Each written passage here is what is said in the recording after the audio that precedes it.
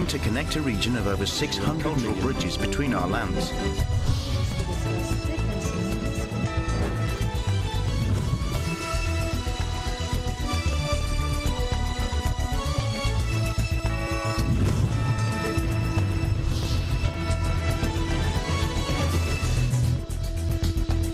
Good evening, I'm Alma Angeles, and you're watching ASEAN in Focus. On today's headlines, we helped the Philippine President Ferdinand Bongbong Marcos Jr. emphasized the importance of adherence to rules-based international order to settle disputes as he spoke before the world leaders during the 77th session of the UN General Assembly. Joan Soriano from New York will give us an update. how states should resolve their The Department of Migrant Workers reported that overseas Filipino workers under the jurisdiction of the Philippine Overseas Labor Office in Osaka, Japan, have been accounted for and are safe.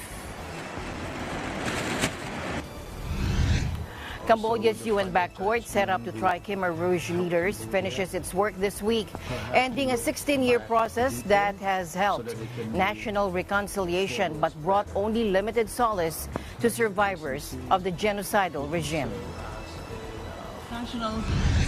National Security Advisor Clarita Carlos headed the Philippine delegation to the first ever UN Congress of Victims of Terrorism, and she highlighted the Philippines' experience in providing assistance to victims of terrorism at the Marawi siege during the two-day Congress at the UN headquarters in New York.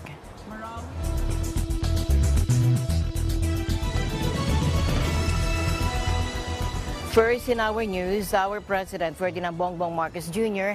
emphasized the importance of adherence to rules-based international order to settle disputes. He was speaking before the world leaders during the 77th session of the UN General Assembly. That and more from Janesh Agaga, New York, from our New York Bureau. Janesh. The president presented the country's vision of people-centered development, highlighting his administration's thrust for recovery after years of pandemic-related lockdowns. He affirmed the Philippines' commitment to the ideals of the UN, citing the organization's role in fostering international dialogue and cooperation. He explained the role the Philippines plays as a responsible member of the family of nations in addressing these concerns. By shepherding the Manila Declaration of 1982, we helped affirm that differences should only be resolved through peaceful means.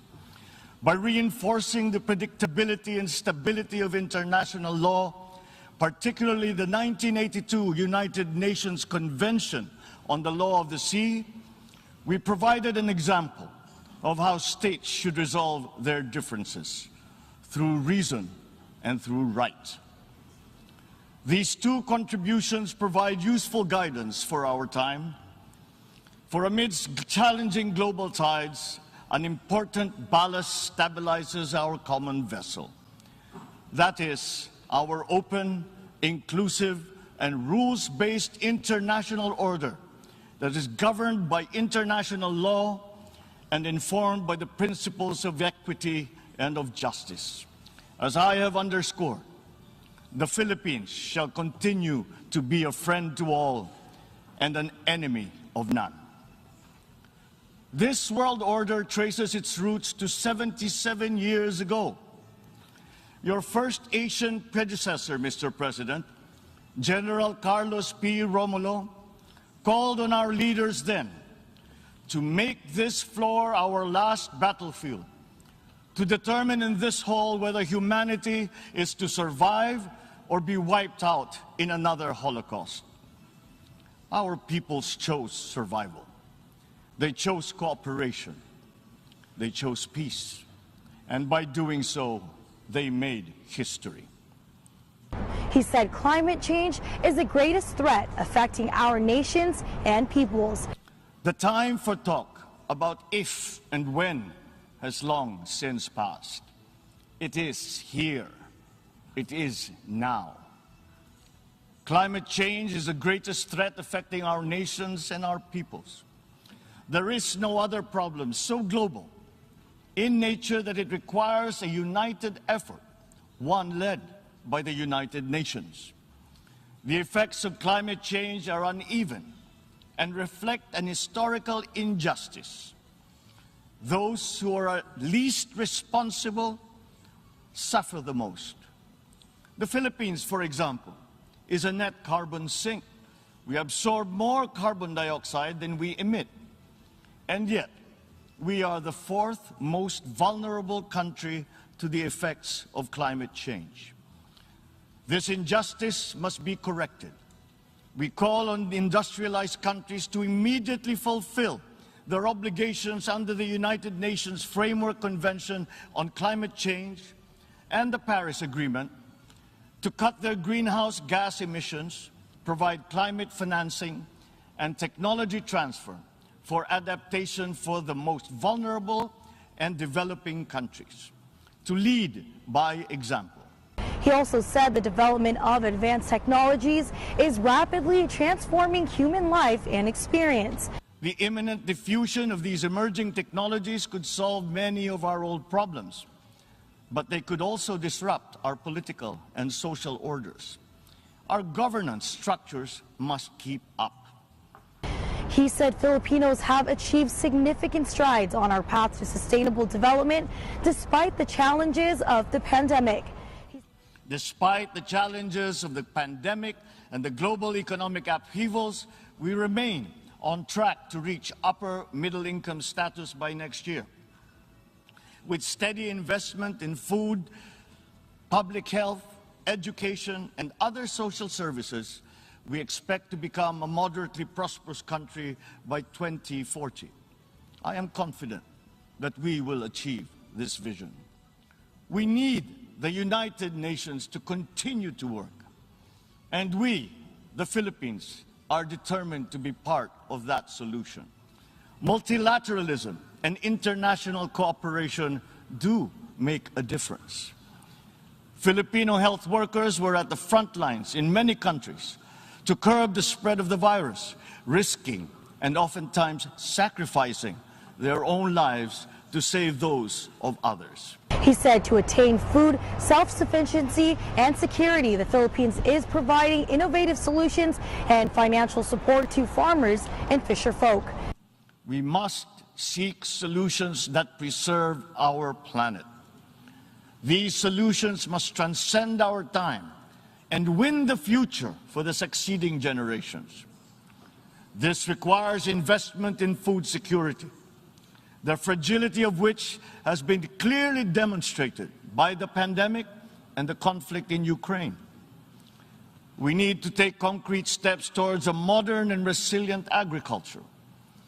For food is not just a trade commodity, nor is it just a livelihood.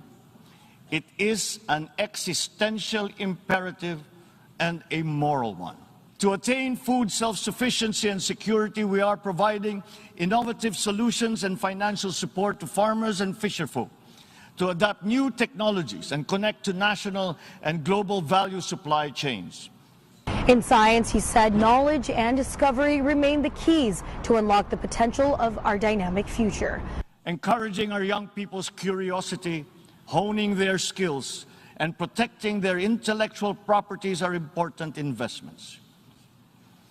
The Philippines is preparing for the future by laying the governance framework that will allow us to harness the power of renewable energy, develop the capacity to utilize the life sciences such as medicine and virology, pursue digital solutions towards a more modern economy, and expand our presence in outer space. But we need to start by defining the norms of responsible behavior in cyberspace and outer space, and forming legal rules that will prevent the weaponization of artificial intelligence. The diffusion of cutting-edge technology across the economy is promising, but they could come at a cost. Our development agenda must consider the possible displacement of human labor as a result of advances in automation. We must prepare our economic structures for this. We should start building the necessary supports for those sectors affected. Janesh Chagagas, Eagle News, New York, New York. We live in extraordinary times. Thank you, Janesh. Meanwhile, President Bongbong Marcos Jr. also met with 3 American companies from the aerospace, sustainable fuels, and renewable energy industries in efforts to woo businessmen to invest here in the country. Staying in New York, here's Joanne Soriano. Joanne.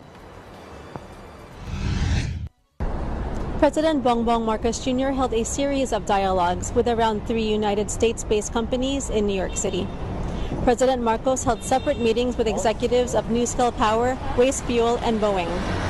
Founded in 2007, NuScale aims to provide scalable advanced nuclear technology for the production of electricity, heat, and clean water to improve the quality of life for people around the world, according to its website, nuscalepower.com. After his meeting with NuScale, Marcos had a dialogue with California-based company Waste Fuel, which produces renewable fuels through proven technologies. In a bid to address climate emergency and revolutionize mobility, Waste Fuel converts municipal and agricultural waste into low-carbon fuels, renewable natural gas, and green methanol. Waste Fuel's first project in development for aviation fuel is in the Philippines, partnering with infrastructure developer Prime Infrastructure and NetJets. Marcos also had a meeting with top officials of Boeing, a leading global aerospace company. Boeing, being a top U.S. exporter and given its long tradition of aerospace leadership and innovation, has been the premier manufacturer of commercial jetliners for decades. To date, over 10,000 Boeing-built commercial jetliners are in service worldwide. The president also participated in roundtables designed to protect the country as a vital and emerging economy and investment destination in Asia. Joanne Soriano, Eagle News, New York, New York. We live in extraordinary times. Opening the Sustainable Development Goals moment in New York, UN Secretary General said the meeting happens at a critical point in the world, and he is urging countries to take more action. Again, Joanne Soriano in New York. Joanne. The UN Secretary General and the President of the 77th General Assembly joined world leaders and goodwill ambassadors in a global call to rescue the Sustainable Development Goals and get back on track to building a better world that leaves no one behind.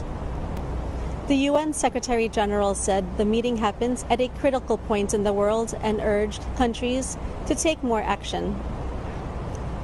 Listing several crises, this is what Mr. Guterres said. Each peril is pushing the Sustainable Development Goals further out of reach. And in the face of such perils, it is tempting to put our long-term development priorities to one side, to leave them for a sunny day. But development cannot wait.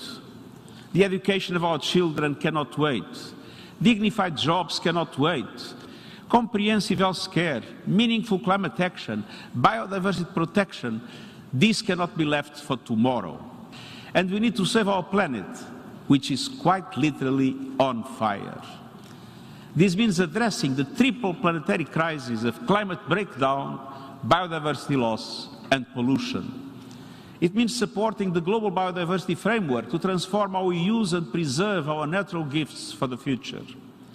And it means moving away from our suicidal dependence on fossil fuels and jump-starting the renewable energy transition in every country.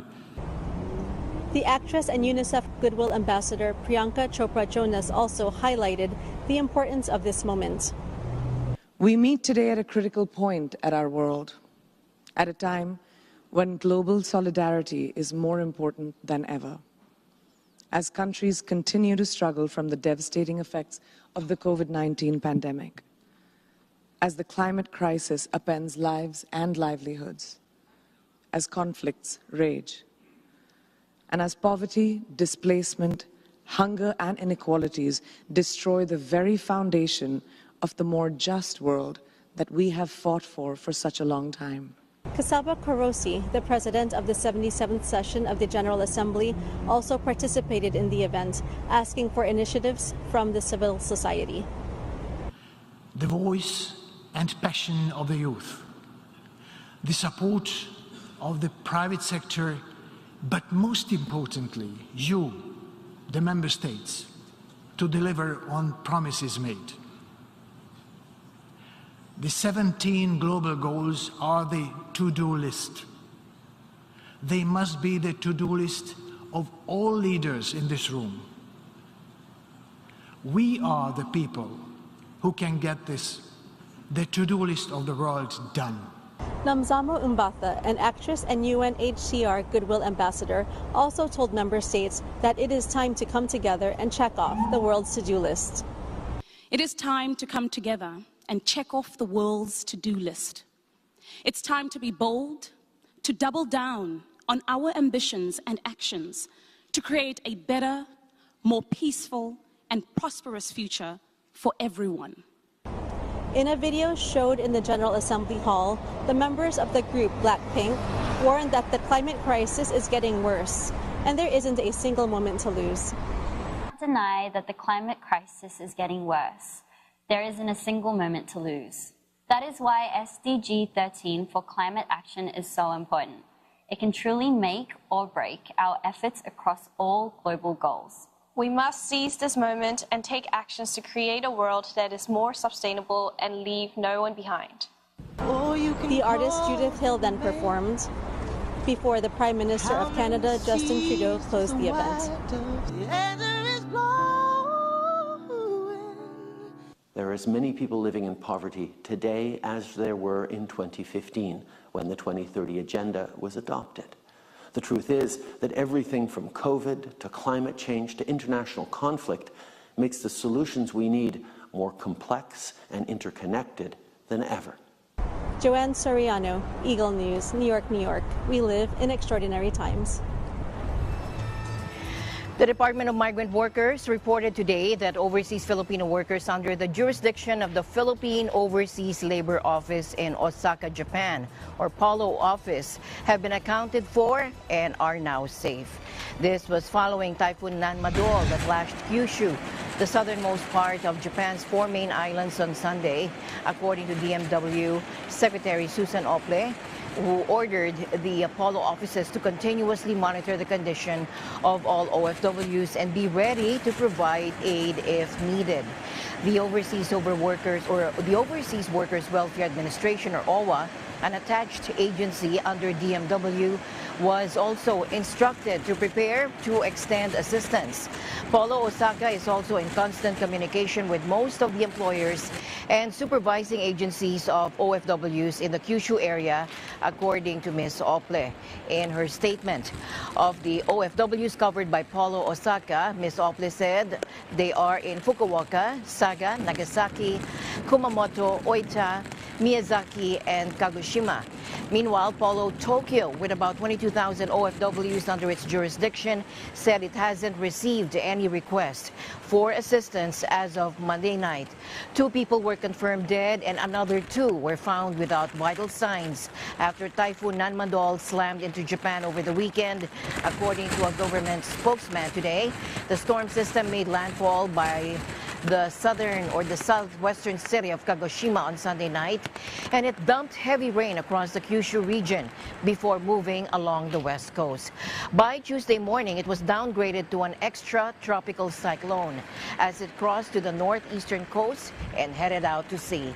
The storm toppled trees, smashed windows, and dumped a month's worth of rain in a 24-hour period on parts of Miyazaki Prefecture, where the 2 deaths were confirmed.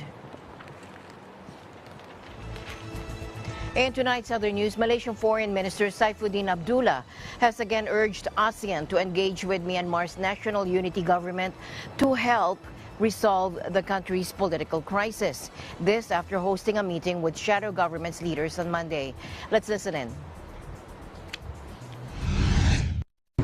For observers and followers of Myanmar, you will know that the situation is very complex and there are many stakeholders.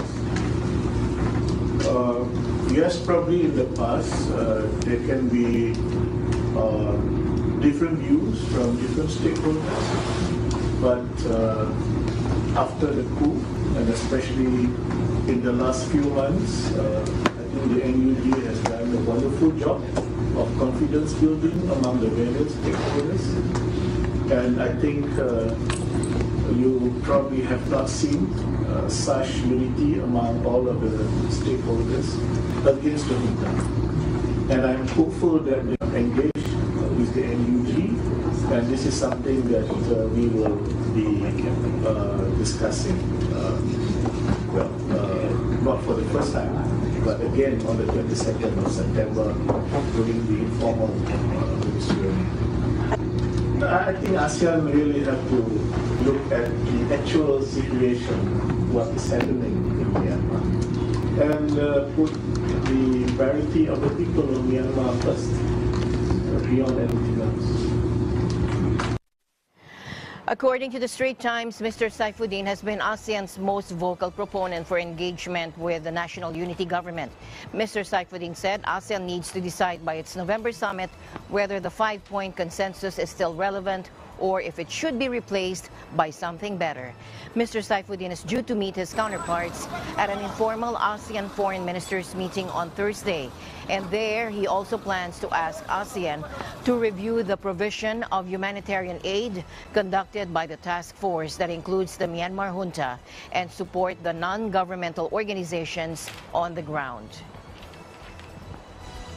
Cambodia's UN-backed court, set up to try Khmer Rouge leaders, finished its work this week, ending a 16-year process that has helped national reconciliation, but also brought only limited solace to survivors of the genocidal regime.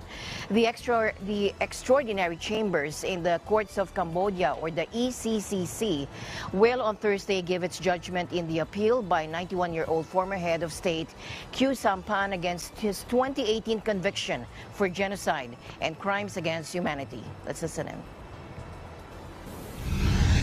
Also, the final judgment would help Cambodia perhaps to look back deeper so that they can move forwards better, because the ECC would be served as a focal point where you can refer to what happens, what was the judgment, what was the case files, what was the agreement or disagreement, and so forth. From beginning, that is perhaps one of the special things about the ECC is public participation. With it, it makes the ECC more meaningful. We have people,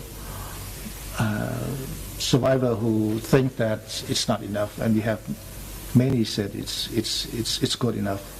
And this is, I think, that's good for the ECC itself. The final judgment, it's nothing in it for the victim, but why we want this and why we participate, that because we care about the future, and that is more valuable. It confirmed that we can live after genocide, that we can move on, and we can rebuild, we can put back what has been lost, we can reconstruct it physically, even though it's not emotionally, but country as a whole, we have rebuilt it. So all these things, I think, that bring a lot of positiveness and hope.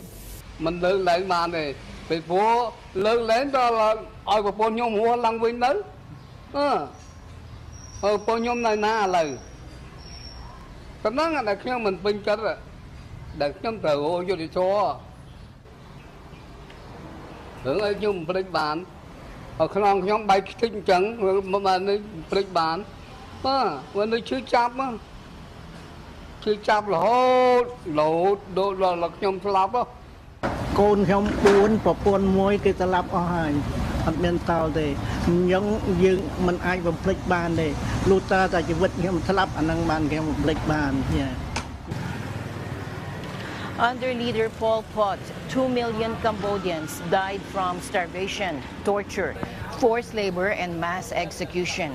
Nearly a quarter of the kingdom's population wiped out by the ultra-communist regime as it sought to create an agrarian utopia. In total, 5 senior Khmer Rouge cadres, all elderly, faced trial at the court. But 2 died during proceedings, and 2 others, Dutch and Nuon Chea, died after conviction. Regime leader Pol Pot died in 1998 before the court was established, while 3 other figures charged with genocide and crimes against humanity will not face trial due to disagreements between Cambodian and international judges. Another source for controversy was the country's limited remit, which allowed it to prosecute only senior Khmer Rouge leaders. Exiled opposition leader Sam Rainsy said this decision effectively shielded Prime Minister Hun Sen, a former Khmer Rouge commander who has ruled the country since 1998. The strongman premier has repeatedly warned against broadening the scope of the trials, saying it could threaten national stability. In other news, National Security Advisor Clarita Carlos headed the Philippine delegation to the first ever UN Congress of Victims of Terrorism. And she highlighted the Philippines' experience in providing assistance to victims of terrorism at the Marawi siege during the two-day Congress on September 8 to 9 at the UN headquarters in New York. Here's National Security Advisor Clarita Carlos. National security, terrorism and violent extremism are among the scourges of our lives today. For my country, the Philippines, and for many Filipinos, this is a shared reality, particularly in the fairly recent event that happened in Marawi, a city in southern Philippines. Marawi is where foreign and local terrorist groups in the Philippines attempted to carve a separate Islamic caliphate within our territory. The threat posed by both international and local terrorist groups and individuals is a real and present danger to our security today.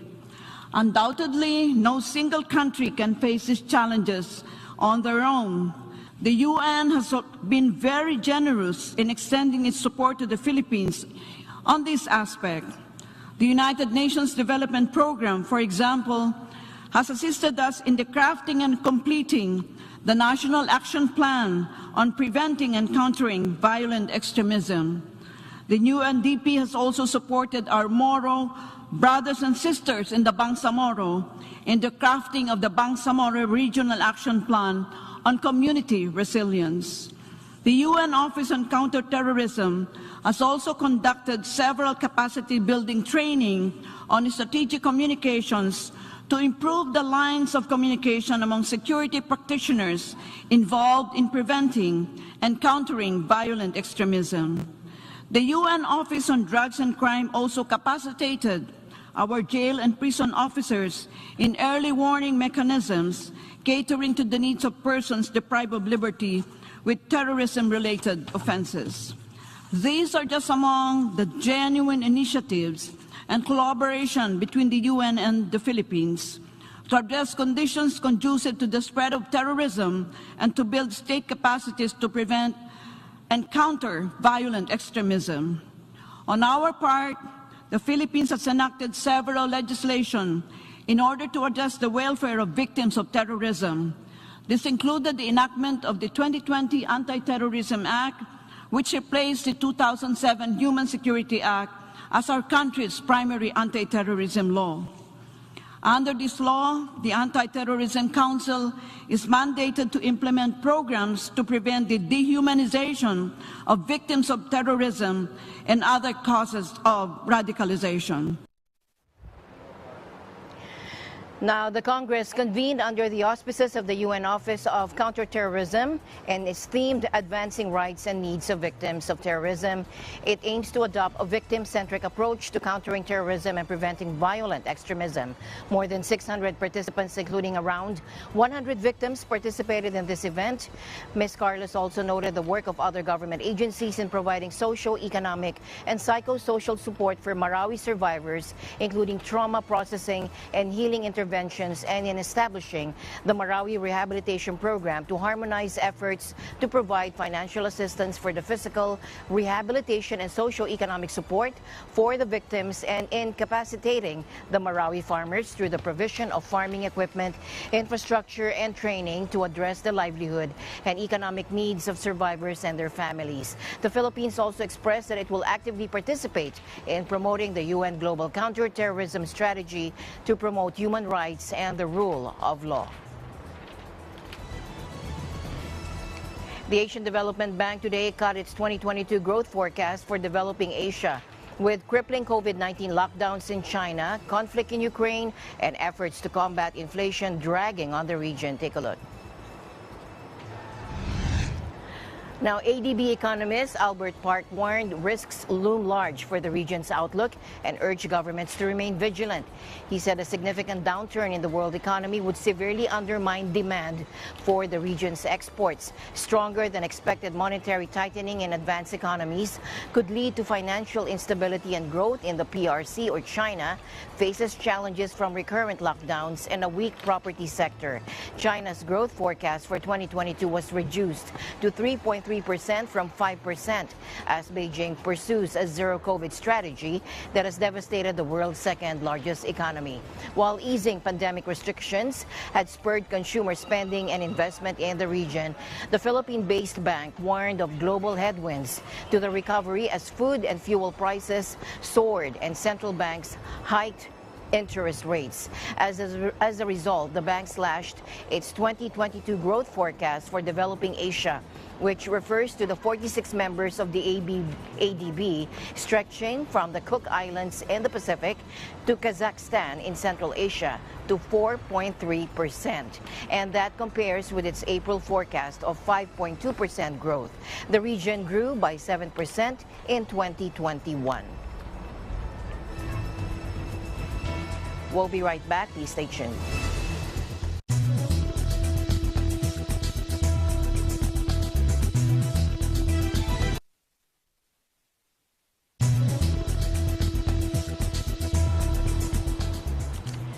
Welcome back. A U.S. destroyer and a Canadian frigate sailed through the Taiwan Strait in the latest joint operation aimed at reinforcing the route's status as an international waterway.